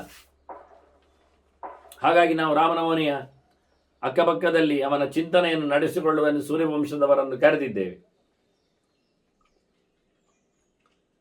ಆ ದ್ಯುತಿಮಂತನಿಗೆ ಒಳ್ಳೆ ವೀರನಾದ ಇಂದ್ರ ಸಮನಾಗಿರತಕ್ಕ ಮಗ ಸುವೀರ ಅಂತ. ಸುವೀರನಿಗೂ ಒಳ್ಳೆಯ ಅಂಥದ್ದೇ ಮಗನು ದುರ್ಜಯ ಅಂತ. ಯಾರಿಂದಲೂ ಜಯಿಸಲಿಕ್ಕೆ ಆಗುವುದಿಲ್ಲವನನ್ನು ಅಂತ. ಎಲ್ಲದರಲ್ಲಿ ಧರ್ಮದ ನಿಷ್ಠೆಯಲ್ಲಿಯೂ. ದುರ್ಜಯನ ಮಗನೇ ದುರ್ಯೋಧನ. ಅವನು ಭಾರಿ ಪ್ರತಾಪಶಾಲಿ. ಅವನು ಅಗ್ನಿಯಂತೆ ಒಂದು ದೃಷ್ಟಿಯಿಂದ ಭಾರಿ ಒಳ್ಳೆಯ ವ್ಯಕ್ತಿ ಅವನು. ನೋಡಿ, ಈ ದುರ್ಯೋಧನ ಹೆಸರು, ಇವನಿಗೆ ಇನ್ನೊಂದು ಹೆಸರಿಲ್ಲ, ಖಾಲಿ ದುರ್ಯೋಧನ ಅಂತಲೇ ಹೆಸರು. ದುರ್ಜಯನ ಮಗ ಸೂರ್ಯವಂಶದಲ್ಲಿ ಬಂದಿದ್ದಾನೆ ಹಿಂದೆ. ಇದೀಗ ಇವರು ಆಳುವಂಥದ್ದು ಚಂದ್ರವಂಶದಲ್ಲಿ. ಹಸ್ತಿನಪುರದ ಗದ್ದುಗೆ ಬಂದದ್ದು ಚಂದ್ರವಂಶದ್ದು, ಮತ್ತೆ ಯದುವಿನಿಂದ ಆದದ್ದು. ಇದು ಆಚೆಗೆ ಅಯೋಧ್ಯೆಯ ಅರಸರದ್ದು, ಇದ್ದಾಗ ಕ್ರಮ. ಎಲ್ಲೆಡೆ ಅರಸರ ಅರಸೊತ್ತಿಗೆ ದೊಡ್ಡ ವಂಶ ಆಗುವುದರಿಂದ. ಅವನು ನರ್ಮದೆಯನ್ನು ಮದುವೆ ಆದವ. ಆಕೆಯೇ ಮದುವೆ ಆದದ್ದು ನರ್ಮದಾದೇವಿ, ನದಿಯವಳು. ಭಾರತದ ನಡುವೆ ಹರಿಯುವವಳು ನರ್ಮದೆ. ಅವನಿಗೊಬ್ಬಳು ಮಗಳು ದುರ್ಯೋಧನನಿಗೆ, ನರ್ಮದೆಯಲ್ಲಿ ಹುಟ್ಟಿದವಳು, ಸುದರ್ಶನ ಅಂತ. ಭಾರಿ ಚೆಲುವೆ, ಹೆಸರು ಹೇಳಿದಾಗೆ ಚಂದ ಕಾಣುವವಳು ಅಂತಲೇ ಅಥವಾ ಸುದರ್ಶನ. ಅಪ್ಪ ಹೇಳಿದ್ದಾನೆ ಮಗಳ ಹತ್ರ, ನೀನು ಅಗ್ನಿಶಾಲೆಯಲ್ಲಿ ಅಗ್ನಿಯ ರಕ್ಷಣೆ ಮಾಡಬೇಕು ನೀನು ಅಂತ. ರಾಜನ ಅಗ್ನಿಯ ಉಸ್ತುವಾರಿ ಆಕೆ ನೋಡಿಕೊಳ್ಳುವ ಕತೆ ಅವಳಿಗೆ ಕೊಟ್ಟಿದ್ದಾನೆ. ಅಂದರೆ ಹೆಚ್ಚಿನ ಅಂಶ ಅವನಿಗೆ ಗಂಡು ಮಕ್ಕಳಿಲ್ಲವೋ ಅದೇನು ಹೇಳುವುದಿಲ್ಲ ಇಲ್ಲಿ. ಇಲ್ಲದ್ರೆ ಅವರು ನೋಡಿಕೊಳ್ತಾರೆ. ಮತ್ತು ನಿಜವಾಗಿ ಸಾಮಾನ್ಯವಾಗಿ ಕೆಲವೊಮ್ಮೆ ರಾಜರಲ್ಲಿ ಎಲ್ಲ ಪುರೋಹಿತರೆಲ್ಲ ಇರ್ತಾರೆ, ಋತ್ವಿಜರೆಲ್ಲ ಇರ್ತಾರೆ. ಅವರೇ ಅದಕ್ಕೊಬ್ಬೆ ಗುರುಕುಲದಲ್ಲಿ ಎಲ್ಲ ಶಿಷ್ಯರು ಇರ್ತಾರೆ. ಇಲ್ಲಿ ವಿಶೇಷವಾಗಿ ರಾಜ ಮಗಳಿಗೆ ಹೇಳಿಬಿಟ್ಟಿದ್ದಾನೆ. ಮಗಳು ಚೆನ್ನಾಗಿ ನೋಡಿಕೊಳ್ತಾಳೆ. ಸಾಚಾ ಅಗ್ನಿಶರಣೆ ರಾಜ್ಞ ಶುಶ್ರೂಷಾ ಕೃತನಿಕ್ಷಯ. ರಾಜನ ಅಗ್ನಿಶಾಲೆಯಲ್ಲಿ ಆ ಅಗ್ನಿಯನ್ನು ಕಾಪಾಡಿಕೊಳ್ಳುವಲ್ಲಿ, ಅದನ್ನು ಸೇವೆಗೊಳಿಸುವಲ್ಲಿ, ಅಂದರೆ ರಂಗವಲ್ಲಿ ಹಾಕುವುದು, ಚಂದ ಮಾಡುವುದು, ಚೊಕ್ಕ ಮಾಡುವುದು, ಹಿಂದಿನ ದಿವಸದ ಅದರ ಬೂದಿ ಇತ್ಯಾದಿಗಳನ್ನು ತೆಗೆಯುವುದು, ಇವೆಲ್ಲ ಕೆಲಸಗಳನ್ನು, ಸ್ಟಂಡಿಲಾದಿಗಳ ರಚನೆಯಲ್ಲಿ ಎಲ್ಲ ಅವಳಿದ್ದಾಳೆ. ಅದನ್ನು ಕಾಪಾಡಿಕೊಳ್ಳೋದು 24 ಗಂಟೆ ಉರಿತಿರಬೇಕು ಅಂದರೆ ಇದ್ದಿರಬೇಕು, ನೋಡಿಕೊಳ್ಳುವ ಕೆಲಸ ಅವಳಿಗೆ. ಅದರ ಪಕ್ಕದಲ್ಲಿ ಕೂತು ಅದನ್ನು ಮಾಡ್ತಾ ಇದ್ದಾಳೆ. ದಿನ ಅವಳ ಕೆಲಸ ಅದು. 24 ಗಂಟೆ ಇರಬೇಕು ಅಂತಲ್ಲ, ಆದರೆ ಹೆಚ್ಚಾಗಿ ಎಲ್ಲಿ ಹೋಗ್ತಾ ಇರ್ತಾಳೆ. ಸಾಮಾನ್ಯವಾಗಿ ನಾವು ದೇವರ ಕೋಣೆಯಲ್ಲಿ ಯಾವತ್ತು ದೀಪ ಉರಿಬೇಕು ಅಂದರೆ, ನಂದದ ದೀಪ ಆಗಬೇಕು ಅಂದರೆ ಅದರ ಶುಶ್ರೂಷೆಗಾಗಿ ಒಬ್ಬರನ್ನು ಹೇಳಿಬಿಡ್ತೇವೆ, ನೋಡ್ತಾ ಇರು ನೀನು ಅಂತ. ಮನೆಯಲ್ಲಿ ಅವ್ರದ್ದು ಆ ಕೆಲಸ ಮಾಡ್ತಾ ಇರ್ತಾರೆ ಅಂದ್ರೆ ಆಗಲ್ಲ. ಯಾವಾಗ ಅದರಲ್ಲಿ ಎಣ್ಣೆ ಖಾಲಿ ಆಗ್ತದೆ, ಯಾವಾಗ ಅದರ ಬತ್ತಿ ಸರಿ ಇಲ್ಲ ಆಗ್ತದೆ, ಯಾವಾಗ ಅದು ಕರಿ ಕಡ್ತದೆ, ಯಾವಾಗ ಅದರ ಮೇಲೆ ಹಾತೆಗಳೆಲ್ಲ ಆಕ್ರಮಣ ಆಗ್ತವೆ, ಇವೆಲ್ಲ ನೋಡಿಕೊಳ್ಳೋದಕ್ಕೆ ಅನುಗುಣವಾಗಿ ಎಷ್ಟು ಬೇಕೋ ಅಷ್ಟು ಎಣ್ಣೆ ಹಾಕುವಂಥದ್ದು, ಯಾವ ಕ್ವಾಲಿಟಿ ತರಬೇಕು ಅದನ್ನು ಹಾಕುವಂಥದ್ದು, ನಡೆಸುವಂಥದ್ದು, ನೋಡುವಂಥದ್ದು, ಗಾಳಿ ಬರದಂತೆ ಇಡಬೇಕಾದ ಸ್ಥಳ ಎಲ್ಲ ಹೀಗೆ ರಕ್ಷಣೆ ಮಾಡುವ ವ್ಯವಸ್ಥೆ. ಅಂದರೆ ಪ್ರತಿನಿತ್ಯ ಅಗ್ನಿಯ ರಕ್ಷಣೆ, ಅಗ್ನಿಯ ಸೇವೆ ಇವೆಲ್ಲ ಮಾಡಲಿಕ್ಕೆ ರಾಜ ಹೇಳಿದಂತೆ ಅವಳು ಮಾಡಿಬಿಟ್ಟಿದ್ದಾಳೆ. ನಿಯುಕ್ತ ಪಿತೃ ಸಂದೇಶಾತ್ ಆರಿರಾಧೈಷು ಶಿಖೇಂ, ಅವನನ್ನು ಆರಾಧನೆ ಮಾಡುವ ಪೂರ್ಣ ಜವಾಬ್ದಾರಿ ಆಕೆ ಇತ್ತು, ಮಾಡ್ತಾ ಇದ್ಲು. ಭಾರಿ ಚಂದ ಇದ್ದಾಳೆ ಹೇಳಿದ್ನಲ್ಲ ನಾನು. ಹಾಗಾಗಿ ಅಗ್ನಿ ನೋಡಿದ ಅಗ್ನಿಶಾಲೆಯಲ್ಲಿ, ಅವನಿಗೆ ಮನ್ಮಥನ ಪೀಡೆ ಆಯಿತು. ಕಾಮನ ಆತನಿಗೆ ಆಟ. ಕಾಮ ಅವನಿಗಿಂತ ಹೆಚ್ಚಿನವ, ಅಗ್ನಿಗಿಂತ ಮೇಲೆ ಇದ್ದಾನವ ಬಹಳಷ್ಟು. ಹಾಗಾಗಿ ಮನ್ಮಥವನನ್ನು ಪೀಡಿಸಲು ಶುರು ಮಾಡಿದ್ದಾನೆ. ಅವನಿಗೆ ಆಸೆ ಆಯಿತು ಹುಡುಗಿ ಮೇಲೆ. ಮನ್ಮಥೇನ ಸಮಾಧಿಷ್ಟ ಪತ್ನಿತ್ವೇ ಯತತೆ ಮಿಥಃ, ಇವಳು ನನ್ನ ಹೆಂಡತಿ ಆಗಬೇಕು ಅಂತ ಯೋಚನೆ ಮಾಡಿದ. ಭಾರಿ ಚಂದ ಇದ್ದಾಳೆ. ಹೇಳಿಕೊಂಡ ಅವಳು, ನೀನು ಬಹಳ ಚಂದ ಇದ್ದಿ, ಒಳ್ಳೆ ಕಾಣತಿ, ಎಲ್ಲ ಅವಯವಗಳ ಬಗ್ಗೆ ಚಂದವಾಗಿ ಅವನು ಅವಳನ್ನು ವಿಶ್ಲೇಷಣೆ ಮಾಡಿದ್ದಾನೆ, ಹೇಳಿಕೊಂಡಿದ್ದಾನೆ ಹೇಗಿದ್ದಾಳೆ ಅಂತ. ಆದ್ರಿಂದ ನೀನು ನನ್ನನ್ನು ಮದುವೆ ಆಗಬೇಕು ಅಂತಾನೆ. ಭಜಮಾಂ ಸುಭಗಾಹ್ಯಸಿ, ತುಂಬ ಚೆಲುವೆ ಇದ್ದಿ ನೀನು, ಒಳ್ಳೆ ನಡುವಿನವಳು, ಎತ್ತರದವಳು, ಹಾಗೆ ಎಲ್ಲ ಹೇಳಿಕೊಂಡು ಅವಳನ್ನೆಲ್ಲ ಲಕ್ಷಣವಾಗಿರುವ ಕಥೆಗಳನ್ನೆಲ್ಲ ತಿಳಿಸಿ ನನ್ನ ಮದುವೆ ಆಗಬೇಕು, ನನಗೆ ಇಷ್ಟ ಆಗಿದೆ ಅಂತಾನೆ. ಅವಳಿಗೆ ನಾಚಿಕೆ ಆಯಿತು. ಅವಳು ನಾಚಿ ಹೇಳ್ತಾಳೆ, ಎಲ್ಲ ನಾನು ಮದುವೆ ಆಗಲಿಕ್ಕೆ ನನ್ನನ್ನು ನಾನು ಕೊಡ್ಲಿಕ್ಕೆ ಆಗ್ತದ? ಅಮ್ಮ ಇಲ್ವಾ, ಅಪ್ಪ ಇಲ್ವಾ, ನನಗೆ ಬಂಧುಗಳಿಲ್ವಾ? ಮಾತಾ ಪಿತಾ ಪ್ರಭವತಃ ಪ್ರಧಾನೇ ಬಾಂಧವಾಶ್ಚಯೇ, ಕನ್ಯಾದಾನ ಮಾಡುವಲ್ಲಿ ಇವರೆಲ್ಲರ ತಯಾರಿ ಇರುವವರು ಅಧಿಕಾರಿಗಳಿದ್ದಾರೆ. ಮತ್ತೆ ಅವರು ಪಾಣಿಗ್ರಹಣ ಮಂತ್ರೈಶ್ಚ ಉತೇ ಚೈವ ವಿಭಾವಸೌ ಸತಾಂ ಮಧ್ಯೆ ನಿವಿಷ್ಟಾಯಾಹ ಕನ್ಯಾಯಾಹ ಶರಣಂ ಪತಿ. ಹುಡುಗಿಗೆ ಯಾರು ಬೇಕು? ಹುಡುಗಿಗೆ ಗಂಡನೆ ಸರ್ವಸ್ವ. ಹುಡುಗಿಯನ್ನು ಕೈ ಹಿಡಿಸಿ ಕೊಡ್ತಾರೆ, ದಾನ ಮಾಡುತ್ತಾರೆ. ಆನಂತರ ಅಗ್ನಿ ಸಾಕ್ಷಿ ಅಗ್ನಿ ದಾನ ಮಾಡೋದ್ರಿಂದ ಅಗ್ನಿಯನ್ನು ಆಹುತಿಯಲ್ಲಿ ಸಂತೃಪ್ತಿ ಪಡಿಸ್ತಾರೆ. ಲಾಜಹೋಮ ಅಂತಿದೆ. ಮತ್ತೆ ಎಲ್ಲರ ಎದುರು ನನ್ನನ್ನು ಅವರು ಕೊಡುವುದು ಸಜ್ಜನರ ನಡುವೆ. ಹಾಗಾಗಿ ನಾನಾಗಿ ನನ್ನನ್ನು ಕೊಡಲಿಕ್ಕೆ ಬರುವುದಿಲ್ಲ. ಸಾಹಂ ಆತ್ಮವಶ ದೇವ, ಎಂತ ಮಾಡುವ? ಪಿತರಂ ವರಯ ಸ್ವಾಮಿ, ನನಗಾಗಿ ನೀನು ಅಪ್ಪನಲ್ಲಿ ಕೊಡ್ಲಿಕ್ಕೆ ಕೇಳು ಅಂತ. ಇವಳು ನೀನು ಆಗುವುದಿಲ್ಲ ಹಾಗೆಲ್ಲ ಏನು ವಿರೋಧ ಮಾಡದೆ, ಕೇಳುವವನು ಕೇಳುತ್ತಾನೆ ಎನ್ನುವುದು ಸಹಜ. ಆಗಬೇಕಾದ್ದು ಯಾವುದು ಎನ್ನುವುದನ್ನು ಸಹಜವಾಗಿಯೇ ಧರ್ಮವನ್ನು ಯೋಚನೆ ಮಾಡಿಕೊಂಡು ಆ ಹುಡುಗಿ ಅಪ್ಪನಲ್ಲಿ ಕೇಳು ಅಂತ ಹೇಳಿಬಿಟ್ಲು. ಸಮಯ ಬಂದಾಗ ರಾಜ ಯಜ್ಞ ಮಾಡುತ್ತೇನೆ ಅಂತ ಹೇಳಿದ. ಅದಕ್ಕೆಲ್ಲ ಬೇಕಾದಂಥ ತಯಾರಿ ಆಗಲಿ ಅಂದ ಮಂತ್ರಿಗಳಿಗೆ. ಬ್ರಾಹ್ಮಣನ ಪುರೋಹಿತರನ್ನೆಲ್ಲ ಕರೀಲಿಕ್ಕೆ ಹೇಳಿದ. ಹೀಗೊಂದು ಯಜ್ಞ ಮಾಡಲಿಕ್ಕೆ ನಿಂತ. ತದ ಸಮಾಯಿತೆ ಯಜ್ಞೆ ತಸ್ಯ ಯಜ್ಞೆ ಬ್ರಾಹ್ಮಣ ಸತ್ತಮೈ ವಿಪ್ರರೂಪಿ ಉತವಹ ನೃಪಂ ಕನ್ಯಾಮಯ ಚತ.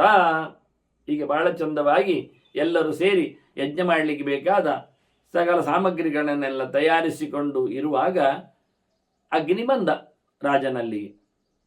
ಬ್ರಾಹ್ಮಣ ವೇಷದಲ್ಲಿ ಬಂದಿದ್ದಾನವ. ಬರುವಾಗ ಬಂದು ಕೇಳುತ್ತಾನವ, ನನಗೆ ಹುಡುಗಿ ಕೊಡು ನಿನ್ನ ಮಗಳನ್ನು ಅಂತ ಕೇಳಿ, ಸುದರ್ಶನೆಯನ್ನು ಮದುವೆ ಹಾಕಿಕೊಡು ಅಂತ ಹೇಳ್ತಾನೆ.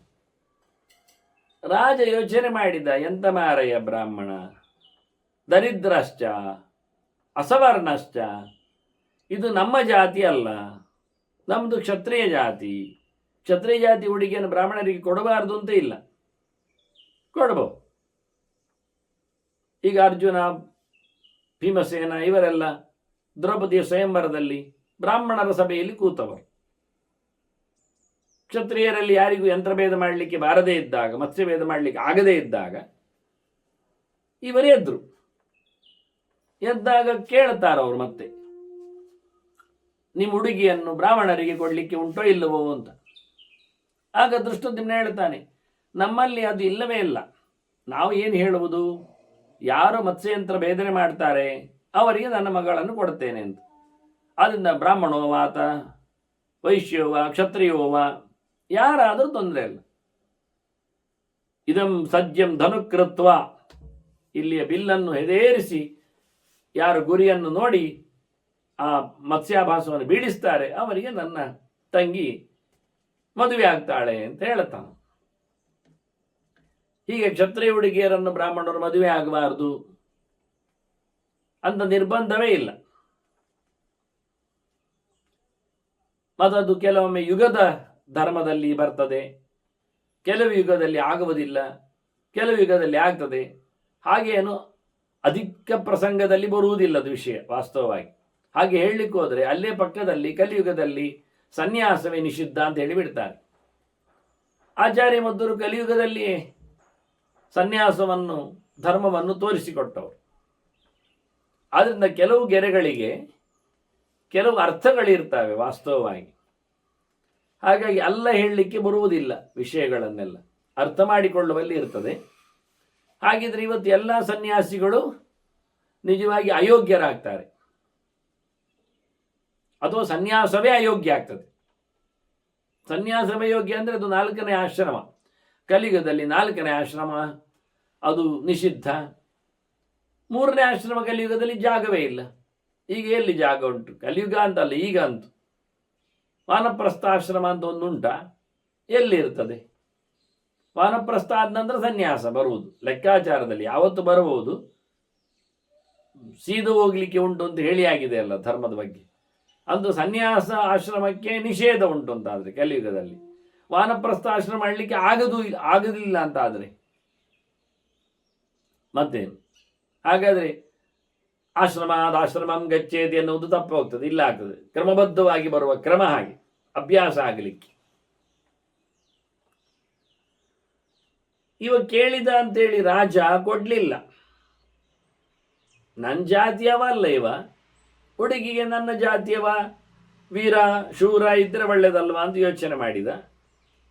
ಮತ್ತೆ ಇವ ದುಡ್ಡಿನವ ಅಲ್ಲ ಅಂತ ಇನ್ನೊಂದು ಹಾಕ್ಬಿಟ್ಟ, ದರಿದ್ರ ಅಂತ ಆಗಿದ. ಬ್ರಾಹ್ಮಣರು ಯಾರು ಶ್ರೀಮಂತರು ಇರುವುದಿಲ್ಲ.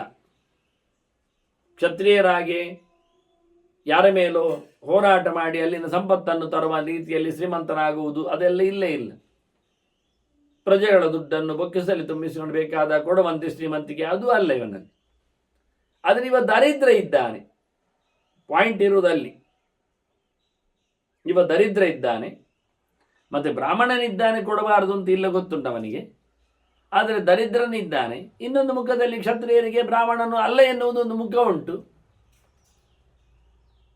ಹಾಗಾಗಿ ಒಳ್ಳೆಯವನಿದ್ದಾನೆ ದುರ್ಯೋಧನ, ಕಮ್ಮಿಯವ ಅಲ್ಲ, ಒಳ್ಳೆ ಧರ್ಮಶಾಸ್ತ್ರಜ್ಞ, ಬೇರೆ ಸಾಧನೆ ಮಾಡುವವ. ಆಗಿದ್ದರೂ ಸಹ ಈ ಬ್ರಾಹ್ಮಣ ಬೇಡಿದಾಗ ಒಪ್ಪಲಿಲ್ಲವ, ಕೊಡಲಿಲ್ಲ. ಬ್ರಾಹ್ಮಣನೇನು ಹೇಳಿಕೊಳ್ಳಲಿಲ್ಲ, ನಾನು ಅಗ್ನಿ ಇದ್ದೇನೆ ಅಂತ ಹೇಳಲಿಕ್ಕೆ ಹೋಗಲಿಲ್ಲವ. ಅವ ರಾಜನಲ್ಲಿ ನೋಡಿದ ಹೇಗೆ ಉಂಟು ವಿಷಯ ಅಂತ.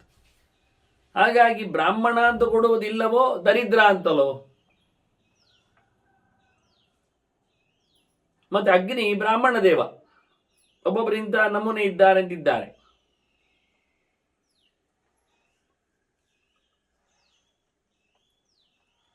ಕೊನೆಗೆ ಯಜ್ಞ ಆರಂಭ ಆಯಿತು.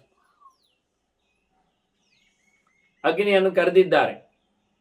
ಅಗ್ನಿ ಅಂತ ಹೇಳಿಕೊಂಡು, ಅಗ್ನಿ ಆಹ್ವಾನೇ ವಿನಿಯೋಗ ಅಂತ ಅಗ್ನಿಯನ್ನು ಕರೀಲಿಕ್ಕೆ ಶುರು ಮಾಡಿದ್ದಾರೆ. ಅಗ್ನಿ ಕರೆದ್ರೆ ಏನು ಕರೆದಿದ್ದಾರೆ, ಪ್ರತಿಷ್ಠೆ ಮಾಡಿದ್ದಾರೆ. ಪ್ರತಿಷ್ಠೆ ಮಾಡಿ ಆಹುತಿ ಕೊಟ್ಟ ಅಗ್ನಿಯನ್ನು ರೈಸ್ ಮಾಡಬೇಕು. ಅಲ್ಲಿಲ್ಲ, ವೇದ್ಯಾಂ ಅಗ್ನಿ ಪ್ರಣಶ್ಯತ. ಒಂದು ಕಡೆಯಿಂದ ವೇದಿಯಿಂದ ಇನ್ನೊಂದು ಕಡೆಯಲ್ಲಿ ಬೆಂಕಿಯನ್ನು ಕರಲಿಕ್ಕೆ ಇರುವುದು. ಅಗ್ನಿ ಸಮಿಧ್ಯತೆ ಕವಿರ್ ಗ್ರಹಪತಿರಿಯುವ ಅಂತ ಹೇಳಿಕೊಂಡು ಗಾರ್ಹಪತ್ಯದಿಂದ ಆಹವನೀಯದಿಂದ ಗಾರ್ಹಪತ್ಯಕ್ಕೆಲ್ಲ ತರುವ ರೀತಿಗಳೆಲ್ಲ ಇರ್ತದೆ. 2-3 ಅಗ್ನಿಗಳಲ್ಲಿ ಗಾರಭತ್ಯದಿಂದ ಆವನಿಯಕ್ಕೆ ತರಬೇಕಾದ್ದು. ಕರೀಲಿಕ್ಕೆ ಹೋದ್ರೆ ಬರಲಿಲ್ಲ, ಅಗ್ನಿ ಬರಲಿಲ್ಲ, ಅಗ್ನಿ ನಷ್ಟ ಆಯಿತು. ರಾಜನಿಗೆ ಕಂಗಾಲಾಯಿತು, ಗಾಬರಿ ಆಯಿತು. ಎಂಥದಿದು ಆದದ್ದು ಕತೆ, ಬೆಂಕಿ ಯಾಕೆ ಬರುವುದಿಲ್ಲ? ಬ್ರಾಹ್ಮಣರಲ್ಲಿ, ಋತ್ವಿಜರಲ್ಲಿ, ಸಭೆಯಲ್ಲಿ, ಮಂತ್ರಿಗಳಲ್ಲಿ ಎಲ್ಲ 40 ಅಲ್ಲಿ ಇದ್ದಾರೆ, ಎಲ್ಲ ಸೇರಿಕೊಂಡಿದ್ದಾರೆ. ರಾಜ ಇದರ ಬಗ್ಗೆ ಗಮನಿಸಿ, ಯಾಕೆ ಬೆಂಕಿ ಏಳುವುದಿಲ್ಲ, ಏನು ಇಲ್ಲ, ಯಾಕೆ ಬೆಂಕಿ, ನನ್ನ ತಪ್ಪು ನಿಮ್ಮ ತಪ್ಪು, ಯಾರ ತಪ್ಪು ಎನ್ನುವ ಜಿಜ್ಞಾಸೆಯಲ್ಲಿ ನಡೆದಂತೆ ಅನೇಕ ಪಾಠಗಳಿರಲಾಗಿ ಭಾರತಕ್ಕೆ ಕೆಲವು ಚಿಂತನೆಗಳು ಆರೋಪ ಮಾಡುವ ಹಾಗೆ. ಮತ್ತೆ ಅಗ್ನಿಯನ್ನು ಕರೀರಿ ಅಂತ ಕೇಳಿಕೊಂಡಿದ್ದಾನೆ. ಅಗ್ನಿಯ ಬಗ್ಗೆ ಗಮನವುಳ್ಳವರು ಅಗ್ನಿಯನ್ನು ಕರೀಲಿಕ್ಕೆ ಶುರು ಮಾಡಿದ್ದಾರೆ. ಅಗ್ನಿ ಬರುವುದಿಲ್ಲ ಆದಾಗ ಇಲ್ಲ ಆಗಿಬಿಟ್ರೆ ಅತ ಋಕ್ಸಾಮ ಯಜುಷಾಂ ಬ್ರಾಹ್ಮಣೈ ವೇದ ಪಾರಗೈ ವೇದ ತತ್ವಾರ್ಥ ಕುಶಲೈ ತತಃ ಸೋಮ ಪುರಸ್ಕೃತೈ ಗುಖ್ಯೈಶ್ಚ ನಾಮಭಿಃ ಸರ್ವೈಃ ಆಹೂತಃ ಅವ್ಯವಾಹನಃ. ಬ್ರಾಹ್ಮಣರು ಅಗ್ನಿಯನ್ನು ಕರೆದಿದ್ದಾರೆ. ಹೇಗೆ ಕರೆದಿದ್ದಾರೆ? ಮಂತ್ರಗಳಿಂದ. ಏನು ಮಂತ್ರಗಳು?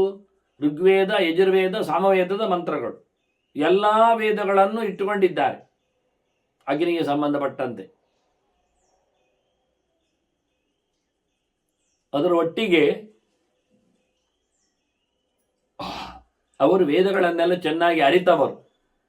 ಯಾವ ಯಾವ ಮಂತ್ರದಿಂದ ಅಗ್ನಿಯನ್ನು ಕರೀಲಿಕ್ಕೆ ಬರ್ತದೆ ಅಂತ ಅಗ್ನಿ ಸೂಕ್ತಾದಿಗಳನ್ನೆಲ್ಲ ಜಿತ ಮಾಡಿಕೊಂಡವು. ಇವತ್ತಿರತಕ್ಕಂಥ ವೇದಗಳ ಮಂದಿಗಳಂತೆ ಅಲ್ಲ. ಇವತ್ತಿನ ವೇದ ಮಂದಿಗಳಿಗೆಲ್ಲ ವೇದ ಬರ್ತದೆ ಅಂದರೆ ವೇದ ಶಬ್ದ ಬರ್ತದೆ, ಅದನ್ನೆಲ್ಲ ಅವರು ಪಿರದುಂಬೆಲ್ಲ ಹೇಳಲಿಕ್ಕೆ ಸಮರ್ಥರಿದ್ದಾರೆ. ಅದು ಹೇಳುವಾಗ ಮಧ್ಯ ಮಧ್ಯದಲ್ಲೆಲ್ಲ ಕಷಾಯ ಕುಡಿದುಕೊಂಡು ಮತ್ತೆ ಕಲಸಕ್ಕರೆ ಇತ್ಯಾದಿಗಳನ್ನು, ಡ್ರೈ ಫ್ರೂಟ್ಸ್ಗಳನ್ನು ತಿಂದುಕೊಂಡು ಹೇಳ್ತಾರೆ ಅವರು. ಅದು ಪ್ರಯೋಜನ ಆಗಲಿಲ್ಲ. ಒಮ್ಮೆ ವೇದ ಮಂತ್ರಗಳನ್ನು ಹೇಳಲು ಶುರು ಮಾಡಿದ ಬಳಿಕ ಇರಲಿ, ಅವು ಮಧ್ಯೆಯಲ್ಲಿ ನಿಲ್ಲಿಸಿ ಹೋಗ್ತಾರೆ ಅನ್ನೋದು ಸತ್ಯ. ಆದರೆ ಅವರು ತಿಂದ ಬಳಿಕ, ಕುಡಿದ ಬಳಿಕ ಕೆಲವರು ಅಲ್ಲಿಯೇ ಮಾಡ್ತಾ ಇದ್ದಾರೆ ಕೆಲಸಗಳನ್ನು. ಅವರು ಮತ್ತೆ ಕೈಕಾಲು ತೊಳೆದುಕೊಳ್ಳುವ, ಶುದ್ಧತೆಯನ್ನು ಸಂಪಾದನೆ ಮಾಡುವ, ಆಚಮನಾದಿಗಳು ನಡೆಸುವ ಕ್ರಿಯೆಗಳು ಕಾಣುವುದಿಲ್ಲ. ಅಷ್ಟೇ ಅಲ್ಲದೆ ಈ ಪ್ರಕಾರವಾದ ವೇದ ಪಾರಾಯಣವೂ ಅಲ್ಲ. ಸತ್ಯ ಹೇಳುವುದಾದರೆ ಇದೇ ಜನ ಗುರುತಿಸಲಿಲ್ಲ, ಸೋತದ್ದು ಇಲ್ಲಿಯೇ. ವೇದಗಳನ್ನು ಪಾರಾಯಣ ಮಾಡಿಸಬೇಕು ದೇವಾಲಯಗಳಲ್ಲಿ, ವಿಶೇಷ ಕರ್ಮದ ಸಂದರ್ಭಗಳಲ್ಲಿ ಅಂತ ಕ್ರಮ. ಆಗ ಅದನ್ನು ರಾತ್ರಿ ಹಗಲೆನ್ನದೇ ಮಾಡಿಸುವುದಲ್ಲ, ಅದಕ್ಕೂ ಸಮಯಗಳಿವೆ, ಹೊತ್ತುಗತ್ತುಗಳಿವೆ. ಅದಕ್ಕೆ ಎಂತ ಮಾಡುವುದಾದರೂ ನೈಮಿತ್ತಿಕವಾದ ಕೆಲಸ ಇದು. ವೇದದ ಪಾರಾಯಣ ಎನ್ನುವುದು ನಿತ್ಯ ಅಲ್ಲ. ಹಾಗಾಗಿ ನಿಮಿತ್ತ ಬಂದದ್ದಕ್ಕೆ ಮಾಡಿಸುವಂಥದ್ದು, ಹಬ್ಬವೋ ಪ್ರತಿಷ್ಠೆಯೋ ಇನ್ನಿತರ ಯಾವುದೋ ಪೂಜೆಯೋ ಪುನಸ್ಕಾರವೋ ಎಲ್ಲ ಇದ್ದಾಗ. ಆದ್ದರಿಂದ ನಿತ್ಯದಲ್ಲಿ ಮಾಡತಕ್ಕಂಥ 3 ಹೊತ್ತಿನ ಸಂಧ್ಯಾವಂದನೆ ಉಂಟಲ್ಲ, ಅದು ಬಹಳ ದೊಡ್ಡ ಮಟ್ಟಿನ ವೇದಸಾರದ ಚಿಂತನೆಯ ಕಾರ್ಯಕ್ರಮ. ಅದನ್ನು ತಪ್ಪಿಸಿ ಮಾಡಲಿಕ್ಕಿಲ್ಲ. 3 ಹೊತ್ತಿನಲ್ಲಿ ಏನು ಜಪ ಮಾಡಲಿಕ್ಕುಂಟು ಆ ಹೊತ್ತಿನಲ್ಲಿ ಅದನ್ನು ನಡೆಸಬೇಕು. ಆದ್ದರಿಂದ ಎಷ್ಟು ದೊಡ್ಡ ಮಟ್ಟಿನ ವೇದ ಪಾರಾಯಣ ಆದರೂ ಸೂರ್ಯೋದಯದ ಸಮಯದಲ್ಲಿ, ಸೂರ್ಯಾಸ್ತದ ಸಮಯದಲ್ಲಿ ಆಗುವುದಿಲ್ಲ. ಏನಿದ್ದರೂ ಸೂರ್ಯೋದಯದ ನಂತರ, ಏನಿದ್ದರೂ ಸೂರ್ಯಾಸ್ತದ ಎಷ್ಟೋ ಮೊದಲಿಗೆ, ಆ ಕಾಲದಲ್ಲಿ ಮಾತ್ರ ಅವನವನ ವ್ಯಕ್ತಿಯ ಅನುಷ್ಠಾನ ಆಗಬೇಕು, ಕ್ರಮ ಹಾಗೆ. ಆ ನಂತರ ವೇದ ಪಾರಾಯಣಕ್ಕೆ ಒಂದು ಅರ್ಥ ಉಂಟು. ಹೇಗೆ ಪಾರಾಯಣ ಮಾಡುವುದು ಅಂದರೆ ಸಂಹಿತಾ ಪಾರಾಯಣ, ಪದಪಾರಾಯಣ ಅಂತ ಕ್ರಮ. 2 ಪ್ರಕಾರಕ್ಕೆ ಬೆಲೆ ಇರುವುದು. ಸೀದೆ ಹೇಳುವುದು, ಅದಕ್ಕೆ ಸಂಹಿತ ಅಂತ ಅರ್ಥ. ಒಟ್ಟು ಸಂಹಿತ ಅಂದರೆ ಒಟ್ಟಿಗೆ ಅಂತ, ಪದಗಳು ಒಟ್ಟಿಗಿವೆ ಅಂತ. ಪದಪಾಠ ಅಂದರೆ ಪದಚ್ಛೇದ ಪಾಠ, ಪದಗಳನ್ನು ಬಿಟ್ಟು ಹೇಳುವುದು. ಅಗ್ನಿಮೀಳೆ ಹೇಳಿದರೆ ಅದು ಸಂಹಿತಾ ಪಾಠ. ಅಗ್ನಿಂ ಈಳೆ ಎರಡು ಪದ ಮಾಡಿ ಹೇಳಿದರೆ ಅದು ಪದಪಾಠ. ಹೀಗೆ ದೇವರಿಗೆ ಇಷ್ಟ ಆಗುವುದು ಎರಡು ರೀತಿಯ ಪಾರಾಯಣದಲ್ಲಿ ಮಾತ್ರ. ಬಿಡಿಸಿ ಹೇಳು, ಒಟ್ಟು ಹೇಳು. ಬಿಡಿಸಿ ಹೇಳುವುದು ಯಾಕೆ ಅಂದರೆ ಒಂದೊಂದು ಪದದ ಬಗ್ಗೆ ಭಗವಂತನ ನಾಮಚಿಂತನೆ ಮಾಡಲಿಕ್ಕೆ ಅನುಕೂಲ ಆಗ್ತದೆ ಅಂತ ಬಿಡಿಸಿ ಹೇಳುವುದು. ಆದ್ದರಿಂದ ಬಿಡಿಸಿ ಹೇಳುವುದರಲ್ಲಿ ಹೆಚ್ಚು ತಾತ್ಪರ್ಯ ಉಂಟು ಅವನಿಗೆ, ಯಾವ ಪದ ಬಂತು ಅಂತ ನಿಮಗೆ ಎಚ್ಚರ ಆಗಲಿಕ್ಕೆ ಆಗ್ತದೆ ಅಂತ. ಅದರಲ್ಲಿ ಕೆಲವೊಮ್ಮೆ 2-3 ಸಾಧ್ಯತೆಗಳಿರ್ತವೆ. ಸರಿ, ಇಷ್ಟು ಹೊರತುಪಡಿಸಿ ಇನ್ನು ಯಾವುದೇ ವಿಕೃತಿಗಳು ಅಂದರೆ ಅದಕ್ಕೆ ವಿಕಾರವನ್ನು ತರೋದು, ಹಿಂದೆ ಮುಂದಕ್ಕೆ ಹೇಳುವುದೇ ಅಲ್ಲ, ಅದು ಕಲೀಲಿಕ್ಕೆ, ಜಿತ್ತಾಗಲಿಕ್ಕೆ, ಉಳಿಲಿಕ್ಕೆ ಮಾಡಿಕೊಂಡಿರತಕ್ಕಂತಹ ಟೆಕ್ನಾಲಜಿ, ತಂತ್ರಾಂಶಗಳು, ಮೆಂಟಲ್, ಅದು ಒಂದು ರೀತಿಯಿಂದ ಅದು ಯಾವುದೇ ಪ್ರಕಾರವಾದ ಪುಣ್ಯಕ್ಕೆ, ಕರ್ಮಾಂಗಕ್ಕೆ ಸಂಬಂಧಪಡುವುದಿಲ್ಲ, ಪ್ರಯೋಜನ ಇಲ್ಲ. ಈಗೆಲ್ಲ ಕೆಲವೊಮ್ಮೆ ವೇದವನ್ನು ಸೇವೆ ಮಾಡುತ್ತೇನೆ ಹೇಳಿಕೊಂಡು ಅವಧಾನ ಸೇವೆಯಲ್ಲಿ ಋಗ್ವೇದ ಸೇವಾ ಮಮಧಾರಯ ಅಂತ ದೇವರಿಗೆ ಋಗ್ವೇದವನ್ನು ಕೇಳಿಸ್ತೇನೆ ಹೇಳ್ತಾರೆ. ಇಂಥದ್ದೇ ಆಟ ಆಡ್ತಾರೆ ಅಲ್ಲಿ. ರಥ ಘನ ಜಟೆ ಎಲ್ಲ ಹೇಳಿಕೊಂಡು ಜನರಿಗೆ ಭಾರಿ ಖುಷಿ ಆಗ್ತದೆ. ಎಂತ ಮಾರ ಯಶ್ಯ ಅಂತೇಳಿ ಪಿರುದುಂ ಎಲ್ಲ ಹೇಳ್ತಾ ಇದ್ದಾನಂತ ದೇವರಿಗೆ ಕಿರಿಕಿರಿ ಆಗ್ತದೆ. ಇದು ಸೇವೆ ಅಲ್ಲ. ಸೇವೆಯಲ್ಲಿ ಎರಡೇ ಪ್ರಕಾರ, ಒಂದು ಸಂಹಿತಾ ಸೇವೆ, ಒಂದು ಪದ ಸೇವೆ.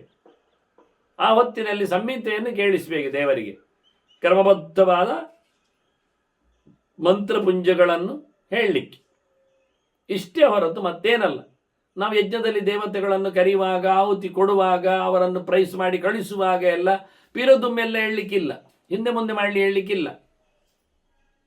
ನೇರ ಮಂತ್ರಗಳನ್ನು ಎರಡೆರಡು ಯಾಜ್ಯ, ಅದು ಸುಮಾರುಂಟು ಮಂತ್ರಗಳು ಹೇಳುವ ಕ್ರಮಗಳು.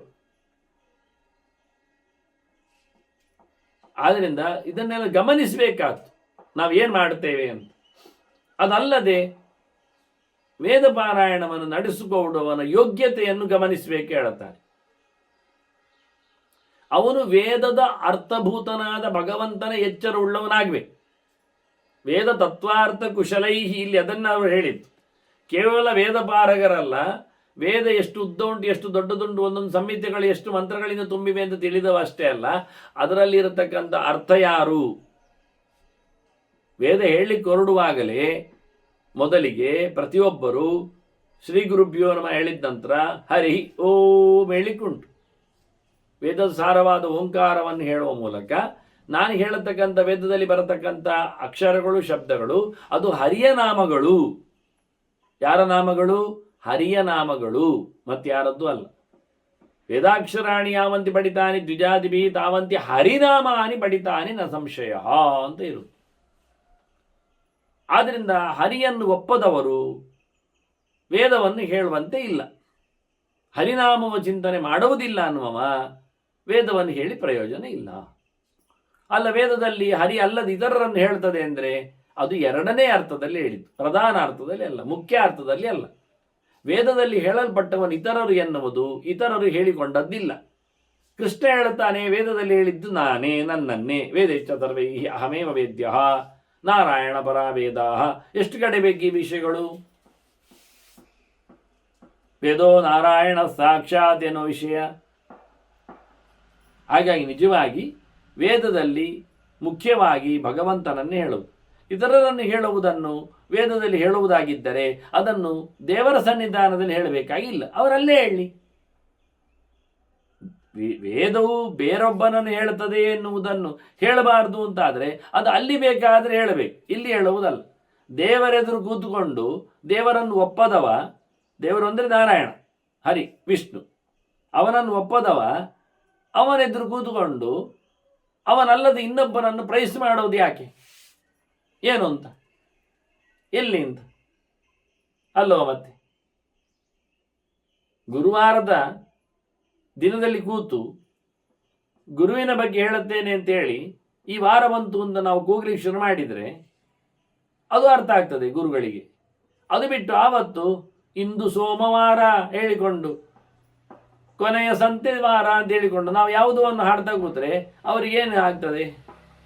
ನನ್ನ ದಿನ ಬೇರೆ ಮಾರಾಯ, ಅಲ್ಲದ ದಿನದಲ್ಲಿ ಯಾರನ್ನು ಕರೆಯುವುದು ಇಲ್ಲಿ ಯಾಕೆ ಅಂತ. ಭಾರಿ ಚೆನ್ನಾಗಿರುತ್ತೆ. ಕೆಲವೊಮ್ಮೆ ಯಾವುದೋ ಉತ್ಸವ, ಯಾವುದೋ ಊರಿನಲ್ಲಿ ಆ ಹೊತ್ತಿನಲ್ಲಿ ಯಾವುದೋ ಕ್ಯಾಸೆಟ್ ಹಾಕ್ತಾರೆ, ಅದು ಯಾವುದೋ ಊರಿನ ಉತ್ಸವದ ಬಗ್ಗೆ ಹಾಕ್ತಾರೆ. ಬಪ್ಪನಾಡ್ದ ದೋಲು ಉತ್ಸವ ಹೇಳಿಕೊಂಡು ಎಂಥದ್ದು ಗಮ್ಮತ್ತು ಇರುತ್ತೆ ಅವರ ಹಾಡು. ಅದು ಹಾಡಿನವನಲ್ಲಿ ಉಂಟಲ್ಲಿ ಹಾಕಿಬಿಟ್ಟಿದ್ದಾನೆ ಮೈಕಿನವ. ಈಗ ಉತ್ಸವ ಆಗ್ತಾ ಇರುವುದು ಬೇರೆ ಹರಿಕಂಡಿಗೆಯಲ್ಲಿ, ಅವ ಹಾಡ್ತಾ ಇರುವುದು ಅಲ್ಲಿ ಉತ್ಸವದ ಕಥೆಯನ್ನು. ಅರ್ಥ ಆಗುವುದಿಲ್ಲ ಜನಕ್ಕೆ. ಭಾರಿ ಖುಷಿ ಇರುತ್ತೆ ಅದಕ್ಕೆ ಹೇಳಿ ನಾನು. ಯಾವುದೋ ಗಣೇಶೋತ್ಸವ ಯಾರದೋ ಹಾಡನ್ನು ಹಾಡ್ತಾರೆ, ಅಲ್ಲೇನಿ ಭಾರಿ ಖುಷಿಯಾಗಿದೆ. ಅವ ಅಯ್ಯಪ್ಪ ಅಯ್ಯಪ್ಪ ಕೂಗ್ತಾ ಇರ್ತಾನೆ. ಉತ್ಸವ ಗಣೇಶನತ್ತು. ಅದನ್ನು ತಾಳ ತಟ್ಟಿಕೊಂಡು ಕುಣಿತ ಭಜನೆಯಲ್ಲಿ ಹೇಳಿಕೊಂಡು ಹಾಡ್ತಾ ಇರ್ತಾರೆ, ಹಾರ್ತಾ ಇರ್ತಾರೆ. ಅವರಿಗೆ ಅದು ಗೊತ್ತು, ಅದು ಮಾಡಿದ್ದಾರೆ ಅವರು ಅಷ್ಟೇ. ಆಯಾ ಪ್ರದೇಶಕ್ಕೆ ಅನುಗುಣವಾದ ಕತೆ ಅವರ ಹತ್ರ ಎಲ್ಲ ಉಂಟು. ಮಿಕ್ಸರ್ ಎಲ್ಲಿ ಯಾವುದನ್ನು ಸಹ ಹಾಕ್ಲಿಕ್ಕೆ ಬರ್ತದೆ ಹೇಳಿಕೊಂಡು ಎಲ್ಲ ತಂದಿಟ್ಟಿದ್ದಾರೆ. ಆದ್ರಿಂದ ಬೇರೆ ಬೇರೆ ಪ್ರದೇಶಗಳಲ್ಲಿ ಬೇರೆ ಬೇರೆ, ಅದೇ ಒಂದು ಕಡೆಯಲ್ಲಿ ಹೇಳಿಬಿಡ್ತಾರೆ, ಯಾವುದೇ ನದಿಯಲ್ಲಿ ಮಿಂದಲು ಹೋದಾಗ ಆ ನದಿಯ ದೇವತೆಯನ್ನಲ್ಲದೆ ಬೇರೆ ಯಾವುದೇ ನದಿಯ ದೇವತೆಗಳನ್ನು ಅದಕ್ಕಿಂತ ಕ್ಷುದ್ರವಾಗಿರುವಂತೆ ಕರೀಲಿಕ್ಕಿಲ್ಲ. ಕರೆದರೆ ಅಪಚಾರ ಆಗತ್ತೆ. ಆ ನದಿ ದೇವತೆಯೂ ಒದ್ದು ಹೋಗ್ತಾರೆ, ಬರೋರು ಬರುವುದಿಲ್ಲ ಉಳಿದವರು ಅಂತ ಕ್ರಮ ಆಗಿ. ನಾವು ತಿನ್ನಬೇಕಾದ್ದು ನಮಗೆ ತಂದು ಕೊಟ್ಟದ್ದು ಅವನು ಇಡ್ಲಿ, ಆದರೆ ನಾವು ಅದು ಮಸಾಲೆ ದೋಸೆ ಹಾಕ್ತಾ ಇದ್ದೇನೆ, ಇನ್ನೆರಡು ಮಸಾಲೆ ದೋಸೆ ಹಾಕಿದ್ದೇನೆ ಅಂತ ಹೇಳಿಕೊಂಡ್ರೆ ಇವನು ಎಷ್ಟು ಭ್ರಮ ನಿರಸನ ಆಗ್ತದೆ, ಎಷ್ಟು ಕೋಪ ಬರ್ತದೆ. ಅದು ಅಲ್ಲ ಆಗಿದೆ ಬೇರೆ. ಪದಾರ್ಥಗಳಲ್ಲಿ ಆದರೆ ತೊಂದರೆ ಇಲ್ಲ ಬಿಡಿ, ಅದರಲ್ಲಿ ಜಡ ಬೇರೆ, ದೊಡ್ಡ ಸಂಗತಿ ಇಲ್ಲ, ಇಟ್ಟುಕೊಳ್ಳುವ ಚೈತನ್ಯ ಇದ್ರೂ ನಮಗೆ ಗುರುತಿಸಲಿಕ್ಕೆ ಆಗುವುದಿಲ್ಲ. ಆದರೆ ನದಿಗಳಲ್ಲಿ ದೇವರುಗಳಲ್ಲಿ ಹಾಗಲ್ಲ ವಿಷಯ. ಅದರಿಂದ ದೋಷವೇ ಪಾಪವೇ ಹೆಚ್ಚು ಬರ್ತದೆ ಹೊರತು ಪುಣ್ಯ ಆಗುವುದಿಲ್ಲ. ಅದು ವಿರೋಧಿಗಳಿಂದ ಮಾಡಿಸಿದಾಗ ಪರಿಪೂರ್ಣವಾದ ಅದು ಅವನಿಗೆ ದೇವರ ದುಡ್ಡಿನಲ್ಲಿ, ಭಕ್ತರೆಲ್ಲ ಭಗವಂತನಿಗಾಗಿ ಅಂತ ಹಾಕುವಾಗ ನಾವು ದೇವರನ್ನು ಒಪ್ಪದವನಿಗೆ ಅದರ ದುಡ್ಡನ್ನು ತುಂಬಿಸಿ ಹೊಟ್ಟೆ ತುಂಬಿಸ್ತೇವೆ ಅಂದರೆ ಎಷ್ಟು ಅಪಚಾರ ಆಗುತ್ತೆ ನೋಡಿ. ಅದನ್ನು ವೇದ ತತ್ವ ಅರ್ಥ ಕುಶಲೈಹಿ ಅಂತ ಹೇಳಿಬಿಟ್ಟ ಇಲ್ಲಿ. ವೇದವನ್ನು ಚೆನ್ನಾಗಿ ಅದರ ಪರಮೋಚ್ಚನಾದ ಅರ್ಥ ತತ್ವ ಭಗವಂತ ಎನ್ನುವುದನ್ನು ಚೆನ್ನಾಗಿ ತಿಳಿದವರು, ಮತ್ತೆ ತತ ಸೋಮ ಪುರಸ್ಕೃತೈ ಕ್ರಮ ಪ್ರಕಾರವಾಗಿ ಸೋಮರಸವನ್ನು ಹಿಂಡಿಕೊಂಡು ಆಹುತಿಗೊಳ್ಳಿಗೆ ತಯಾರಿಸಿಕೊಂಡು ಅಗ್ನಿಯನ್ನು ಕರೀತಾರೆ, ನೀನು ಬರಬೇಕು ಅಂತ. ಆದರೂ ಸಿಕ್ಕಿ ಬೀಳುವುದಿಲ್ಲ ಅವನು. ಗುಹ್ಯೈಷ್ಟ ನಾಮಭಿಹಿ ಸರ್ವೈಹಿ ಅಂತಾರೆ. ಭಾರಿ ಗಮ್ಮತ್ತು ಒಂದು ಶಬ್ದ ಹೇಳ್ತಾರೆ, ಸೀಕ್ರೆಟ್ ನೇಮ್ಸ್. ಕೆಲವೊಮ್ಮೆ ಕೆಲವರನ್ನು ಕರೆದ್ರೆ ಅವರು ಬರುವುದಿಲ್ಲ ಪಬ್ಲಿಕ್ಕಲ್ಲಿದ್ದಾಗ, ಆಗ ಅವರದ್ದು ನಿಕ್ ನೇಮ್ಸ್ ಇರ್ತದೆ, ಅವರದ್ದೇ ಸ್ಪೆಷಲ್ ಹೆಸರುಗಳಿರ್ತವೆ. ಆಗ ಎಲ್ಲಿದ್ದರೂ ಆ ಹೆಸರು ಇದ್ದಾಗ ಅವರನ್ನು ಮುಟ್ತದೆ, ಮಾತಾಡಿಸ್ತದೆ, ಎಲರ್ಟ್ ಆಗಿಸ್ತದೆ. ಹಾಗಂದ್ರೆ ಅಗ್ನಿದ್ದು ಗುಹ್ಯ ನಾಮಗಳುಂಟಂತೆ, ನಿಗೂಢವಾದ ಹೆಸರುಗಳು. ಅಂಥ ಹೆಸರುಗಳಿಂದ ಇದೆಲ್ಲ ಅವರಿಗೆ ಗೊತ್ತುಂಟು. ಆ ಹೆಸರುಗಳಿಂದ ಅದನ್ನು ಕರೆದ್ರಂತೆ ಅಗ್ನಿಯನ್ನು. ಆಗ ಅವ ಬಂದು ಬಿಟ್ಟ, ಕಾಣಿಸಿಬಿಟ್ಟ ಅವರಿಗೆ. ಅವರಿಗೆ ಹೇಳುತ್ತಾನೆ, ನಾನು ಬರಲಿಲ್ಲ, ಹೌದು, ನೀವು ಕರೆದಾಗ ನಾನು ಬರ್ತಾ ಇದ್ದೇನೆ, ಸರಿ. ನನ್ನ ವಿಷಯವನ್ನು ಕೇಳಿದರೆ ನನಗೆ ದುರ್ಯೋಧನನ ಮಗಳು ಬೇಕು, ನಾನು ಮದುವೆ ಆಗ್ತೇನೆ. ವರಯಿಷ್ಯಾಮಿ ಆತ್ಮನೋರ್ಥಾಯ ದುರ್ಯೋಧನ ಸುತಾಂ ಇತಿ. ನನಗಾಗಿ, ನನಗೆ ಬೇಕು ಅಂದರೆ ಯಾರಿಗಾರಿಗೂ ಅಲ್ಲ, ನನಗಾಗಿ ಅಂತಾನೆ. ನನಗಾಗಿ ನಾನು ದುರ್ಯೋಧನ ಮಗಳನ್ನು ಸುದರ್ಶನೆಯನ್ನು ಇಷ್ಟಪಟ್ಟಿದ್ದೇನೆ. ಅದಕ್ಕಾಗಿ ನಾನು ಬರಲಿಲ್ಲ, ನಾನು ಯಜ್ಞಕ್ಕೆ ಬರ್ತೇನೆ, ಅದು ಕೊಡೋದಾದರೆ ಅಂತ ಹೇಳಿಬಿಟ್ಟು. ಸರಿ, ಇಂಥ ಬ್ರಾಹ್ಮಣರು ಮರುದಿನ ರಾಜನಿಗೆ ಹೇಳಿದರು, ನಾವೆಲ್ಲ ಅಗ್ನಿಯನ್ನು ಪ್ರಾರ್ಥನೆ ಮಾಡಿ ಕೇಳಿಕೊಂಡೆವು, ಅಗ್ನಿ ಹೇಳುತ್ತಾ ಇದ್ದಾನೆ ನನಗೆ ಹುಡುಗಿಯನ್ನು ಕೊಡಬೇಕು ಅಂತ ಕೇಳಿದ್ದಾನೆ ಅಂತ. ರಾಜನಿಗೆ ಭಾರಿ ಖುಷಿ ಆಯಿತು. ಆಯ್ತು, ಕೊಡ್ತೇನೆ ಅಂದವ. ಅವನಿಗೆ ಅದೇ ಬ್ರಾಹ್ಮಣನಾಗಿಂದ ಬಂದದ್ದೆಲ್ಲ ಸುದ್ದಿಯೇ ಗೊತ್ತಿಲ್ಲ, ಹೇಳಲೇ ಇಲ್ಲ. ಕೊಡ್ತೇನೆ ಅಂದುಬಿಟ್ಟ. ಆಗ ಕೇಳಿಕೊಳ್ತಾನೆ, ಮತ್ತೆ ಇನ್ಯಾವತ್ತೂ ಸಹ ಅಗ್ನಿ ನನ್ನ ಮನೆಯಿಂದ ಕಣ್ಮರೆ ಆಗಬಾರ್ದು, ಇಷ್ಟು ವಿಷಯ. ನಾನು ಹುಡುಗಿಯನ್ನು ಕೊಡುತ್ತೇನೆ, ನನಗೆ ನನ್ನ ಊರಿನಲ್ಲಿ ನನ್ನ ಅರಮನೆಯಲ್ಲಿ ನಿತ್ಯ ಅಗ್ನಿ ಇರಬೇಕು. ನಿತ್ಯಂ ಹಿ, ವಾಸ್ತವವಾಗಿ ನಿತ್ಯಂ ಸಾನ್ನಿಧ್ಯಂ ಹಿಹತೆ ಚಿತ್ರಭಾನೋ ಭವೇದಿತಿ. ಆಯಿತು ಅಂದುಬಿಟ್ಟ ಅಗ್ನಿ. ತಥಾಸ್ತು ಹೇಳಿದ್ದಾನೆ. ಹೀಗಾಗಿ ಇವತ್ತು ಸಹ ಮಾಹಿಷ್ಮತಿಯಲ್ಲಿ ಬೆಂಕಿ ಇದೆ ಅರಮನೆಯಲ್ಲಿ ಅಂತಾನೆ ಭೀಷ್ಮ ಕತೆ ಹೇಳುವಾಗ. ನಿತ್ಯಂ ಹಿ ಸಹದೇವೇನ ದಿಶಂ ವಿಜೇತಾಜ ತದ್ ದೃಷ್ಟಮಿ. ಸಹದೇವ ರಾಜಸೂಯಕ್ಕೆ ಸಂಬಂಧಪಟ್ಟಂತೆ ಸಂಪತ್ತು ತರಲಿಕ್ಕೆ ಮಾಹಿಷ್ಮತಿ ಹೋದಾಗ ಅಲ್ಲಿ ಇವತ್ತು ಸಹ ಅವನು ಬೆಂಕಿಯನ್ನು ಕಂಡಿದ್ದಾನೆ. ನೋಡಿ, ಇದು ಭೀಷ್ಮರಿಗೆ ಗೊತ್ತುಂಟು ಕತೆ. ಅವನು ಬಂದು ಹೇಳಿದ್ದಾನೆ, ವಿಷಯ ಚಿಂತನೆ ನಡೆದಿದೆ. ಈಗ ಯಾರೋ ಏನು, ಇದು ಯಾವತ್ತಿನ ಘಟನೆ, ಇದು ಮನ್ವಂತರದ ಆರಂಭದಲ್ಲಿ ಆದ ಘಟನೆಗಳು. ಇನ್ನೇನು 10 ತಲೆಮಾರಾಗುವುದಷ್ಟೇ. ಈಗ ಇಕ್ಷಾಕಿವನಿಂದ 30-40 ತಲೆಮಾರಿನಲ್ಲಿ ಬಂದವ ದಶರಥ ರಾಮ. ಒಬ್ಬೊಬ್ಬರು 50-60 ಸಾವಿರ ವರ್ಷ ಆಳಿದವರು ಬೇರೆ ಹಿಂದೆ. ಎಷ್ಟು ಹಳೆಯ ಚರಿತ್ರೆ ನೋಡಿ ಇದು.